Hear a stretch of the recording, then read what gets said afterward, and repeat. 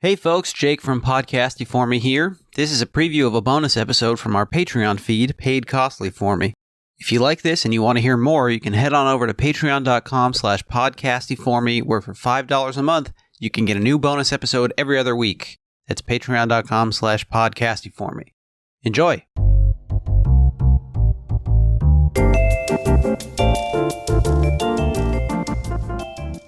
So Leone says, politics no longer make any sense in Italy. That's why I make the films I do. We believed in mankind, and mankind has let us down. Sure, the situation is the same in other countries, but somehow we are the most unlucky. Our hypocrisy and our politics of compromise have put us into this permanent state of crisis. As intellectuals, we have resigned ourselves, tired of the battle.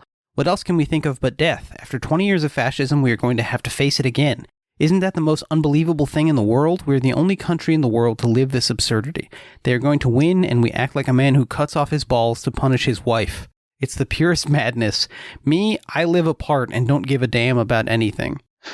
And then a bit later on the same page in the Frailing, he goes on to say, he says, at the end of the war, like many Italians, I had illusions and dreams. I believed in revolution, in the mind, if not in the streets. I dreamed about a more just and humane society where wealth was more evenly distributed. I loved history and traced its broad lines of development. But then he also says, after all, my father struggled against fascism. He'd created the Directors' Union, and I came from a socialist family. Mm-hmm. But then he says, you can't be a communist if you own a villa. Yes, yeah. Sort of recognizing the contradiction in his position a little bit. And I didn't know the guy, but I get the impression that Frailing's assessment of him is pretty accurate when he says that he was like a guy who didn't care about politics or philosophy until he started reading positive appraisals of his own films and said, you know what, I am right about those things that all those French guys said I'm really engaging with.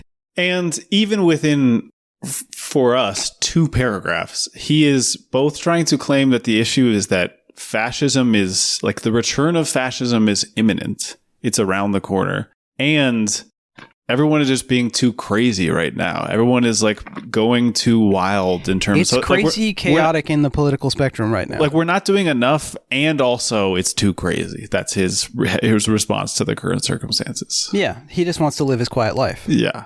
Basically.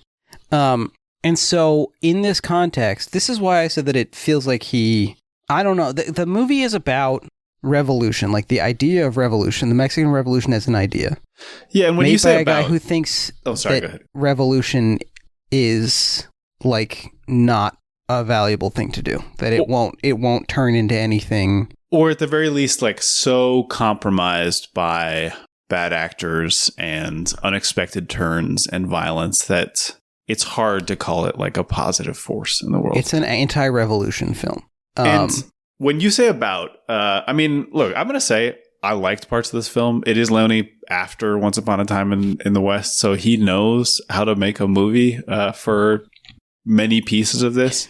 But I texted you that it felt like watching Dirty Harry to me, where there's lots of fascist art that I like. I already mentioned Sailing, and where the fascism is, like, pretty central to it, or even a film like Naked or something that's, like, at the very least thinking about sort of nihilistic response to the world around you. This film is not just like a film that is anti-revolutionary but is about something else. I think you and I both enjoy cop films that are like, Rush Hour is a film where the cops succeed, right, but it's not a film about the cops being like a dependable force in society necessarily. Yeah, or like Top Gun Maverick, where it's not like Top Gun Maverick is trying to say anything about capital W war. Whereas like it's a movie trying to say something about like planes looking cool, I guess. Which it is inextricably tied to those things, right, but also it doesn't feel like Tom Cruise and Joseph Kosinski are like, we need to change how people feel about fighter planes as much as they're like, this is a way to make them. This is a thing to make a movie about. And of course, if you're a critic, if you're an academic, you can write about how that's an aestheticization of the imperial United States project or something. But to me, this is like Dirty Harry, where the film, almost like I already said, top to bottom, is about how revolutions are compromised. It's like it doesn't go 5 minutes without making this point. So it's doesn't go one. Can we read the opening? Let's do it. Yeah. Literally the first thing you see on the screen after, in my case, the MGM lion. Yes. And again, this is Leone for the moment maybe like playing with people's expectations about this being a populist spaghetti western. So he quotes our old friend Mao Zedong, who this is in the chairman of the board. That's right. Like Carrot Top and Frank Sinatra. This is a 1927 text called Report on an Investigation of the Peasant Movement in Hunan. And we don't get any of that, by the way. No, it just says Mao. Yeah. The quote, the full quote taken from the original document says, "A revolution is not a dinner party or writing an essay or painting a picture or doing embroidery. It cannot be so refined, so leisurely and gentle, so temperate, kind, courteous, restrained, and magnanimous.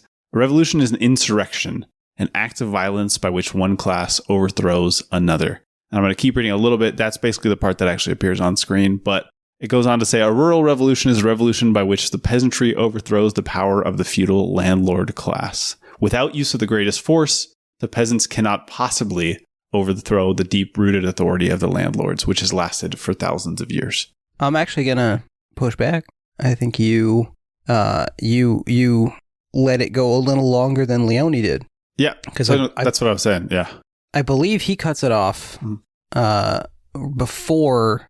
He cuts it off after an act of violence. He cuts off the class consciousness. I see. Interesting. Yeah. Interesting. And so yeah. I'm kind of excited when I see this come on screen because I know that his father was an active socialist. Yep. And so I'm like, oh man, is he really going to get messy? Is he going to get mucky with it? And I don't think I realized that he was saying that it's revolutions bad. are dirty. Yeah. Exactly. Yeah. Want to hear the rest of the episode? Go to patreon.com/Pod Casty For Me and sign up for just $5 a month. We're sorry we do this.